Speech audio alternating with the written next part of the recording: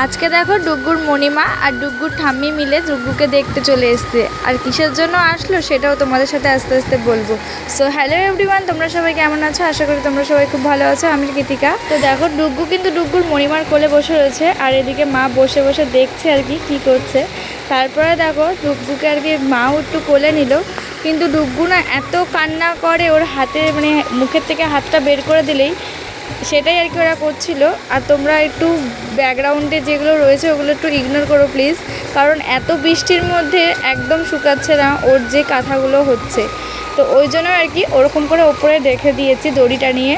তারপর মাসি একটু কোলে নিতেই দেখো কান্না করা শুরু করে দিয়েছে। আসলে কি বলো তো, কোনোদিন তো মানে সেরকমভাবে সামনাসামনি দেখেনি, প্রথমবার মাসি আসলো, আর নতুন মুখ যেহেতু ওই জন্য আর কি একটু কান্না করছে হয়তো। আর তোমাদের সাথে তো পরিচয় করানোই হলো না, মাসি আসলে হচ্ছে ডুগ্গুর ঠাম্মির দিদি হয়। আর দেখো এদিকে হচ্ছে ওর মণিমা কি সুন্দর ওর জন্য একটা জামা নিয়ে এসছে, কিন্তু জানো তো জামাটা একটু বড় হয়ে গেছে।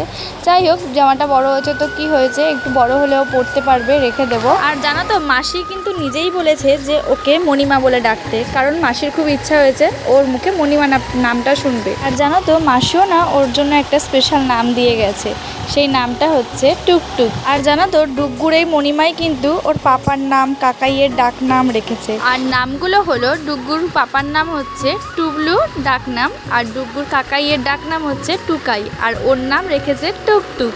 তো তোমাদের নামগুলো কেমন লাগলো অবশ্যই কিন্তু জানিও। আর দেখো তারপরেই হচ্ছে মা আর মাসি চলে গেল। আর মা আর মাসিকে থাকার জন্য অনেকবার বলেছিলাম কিন্তু থাকলো না। আর হচ্ছে আজকে যেহেতু পুচকুকে দেখতে এসছো তার একটা কারণ আছে।